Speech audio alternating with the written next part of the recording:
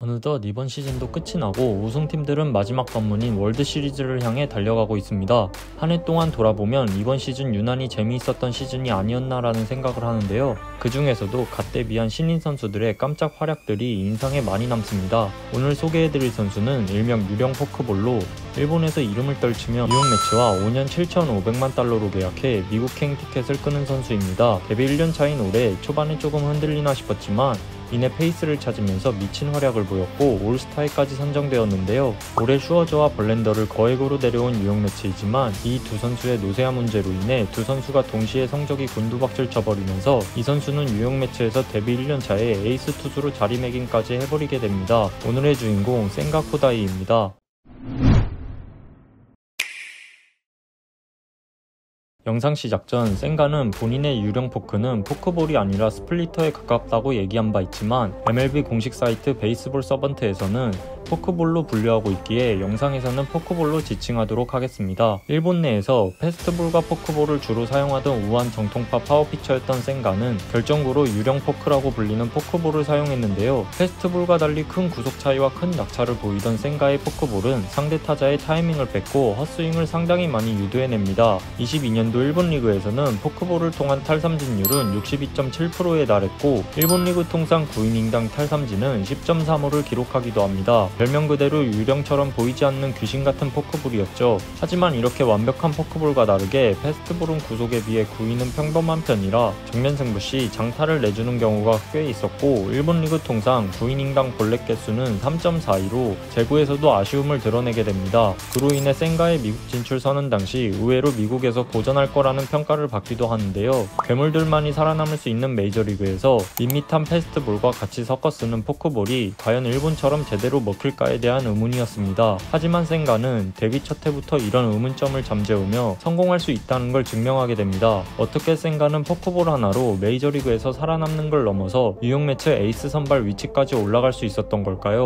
센가는 패스트볼과 포크볼을 보완하기 위해 커터, 슬라이더, 커브볼도 섞어 던지게 됩니다. 이렇게 많은 구종을 가지고 있는 센가는 다양한 방식으로 타자를 상대할 수 있었지만 의외로 일본 시절에는 본인만의 단순하지만 분명한 패턴들이 몇 개 있었는데요. 1회에는 항상 패스트볼 중심으로 접근한다던가 확실한 스트라이크를 가져가서 카운트를 유리하게 끌고 가기 위해 패스트볼만 던지는 패턴을 보이기도 하죠. 또한 변화구 활용도 눈길을 끌었는데요. 우타자보다는 좌타자에게 변화구를 더 많이 던졌는데 우투수의 변화구는 우타자에게 더 효과적인 걸 생각해보면 좌타자를 상대로 더 많은 변화구를 가져가는 센가의 특이 피칭은 눈길을 끌게 합니다. 최대 무기인 결정구로 사용되던 포크볼은 의외로 피칭 중 22%의 비율만 차지할 정도로 생각보다 활용도가 적었는데 삼진 상황을 대비해 아껴두었다가 사용하는 경향이 강했죠. 이런 센가만의 특이한 공격 패턴은 의외로 메이저리그에서 잘 먹혀 들어간 게 아닐까 싶은데요. 미국에서 얘기를 좀 더 자세히 해보죠. 센가는 메이저 데뷔 후 첫 7경기 ERA 4.14로 썩 좋지 못한 출발을 보였습니다. 7경기 내내 일본에서 보여준 모습과는 너무나 다른 모습이었기에 팬들과 전문가들은 역시 미국의 벽은 높고 센가의 변화구는 안 통할 줄 알았다는 반응이 지배적이었죠. 하지만 5월 17일 8번째 선발 등판에서 180도 바뀐 모습을 보여주게 되는데요. 6이닝 12탈삼진 단 1자책점만 허용한 센가는 그 경기를 기점으로 우리가 알던 센가로 돌아오기 시작합니다.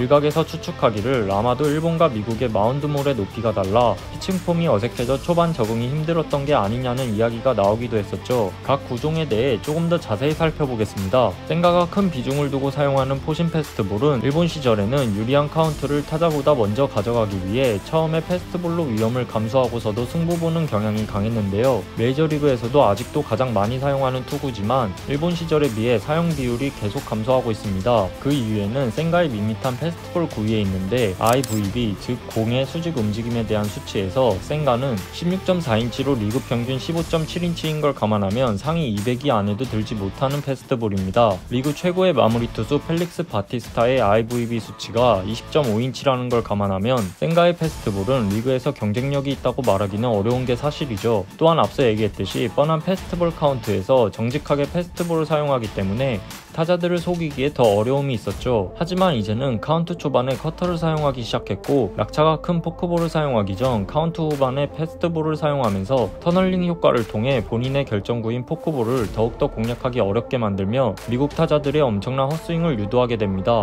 포크볼에 가려졌지만 생가의 커터도 상당히 좋은 편에 속하는데 메이저리그 기준으로 생가의 커터는 코빈 번즈 다음으로 메이저리그에서 가장 좋은 런 밸류를 보이고 있었고 메이저리그의 모든 투구 중에서는 14번째로 높은 수치를 보이죠. 그렇게 커터 또한 생가가 가지고 있는 강력한 무기 중 하나로 거듭나게 됩니다. 이번에는 포크볼 얘기를 해보죠. 생가의 주무기 유령 포크볼은 가장 거친 구질 중 하나인데 평균 피안타율은 1할 2푼 8리, 장타율은 0.152, 헛스윙 비율은 58.6%로 변화구 투수들이 추구해야 할 가장 이상적인 형태의 공을 던지고 있죠. 특히나 생가의 포크볼은 패스트볼로 인한 터널 효과 때문에 타자들이 히팅 타이밍을 잡아내기가 상당히 까다롭습니다. 생가의 패스트볼과 포크볼 투구 사이의 시속 차이는 12.4마일로 비슷한 피칭을 하는 다른 투수들과 비교해봤을 때 속도 차이가 상당히 많이 나는 걸 보여주는데요. 그 외에도 커브볼, 스위퍼, 슬라이더 등을 상황에 맞게 분배하여 던지고 있고 그 중에서도 일본에서는 잘 사용하지 않았던 슬라이더를 미국에서는 스위퍼 대신 던지기 시작하면서 높은 스핀과 날카로운 브레이크를 보여주는 자이로 슬라이더로 거듭나게 됩니다.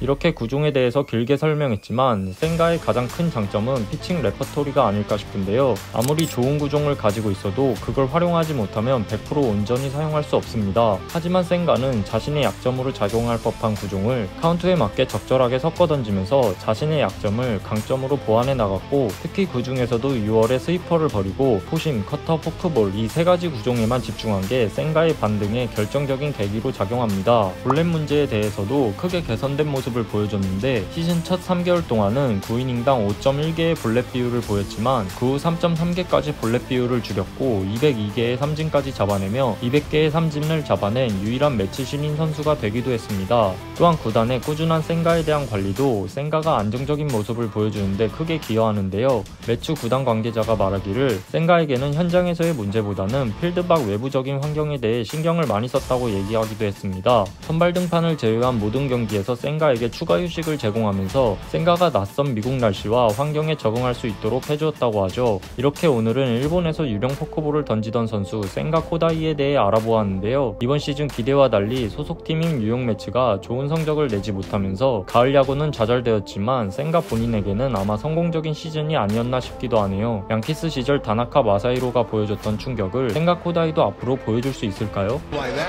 Swing and a miss. Kodai Senga with the ghost fork again. He gets two.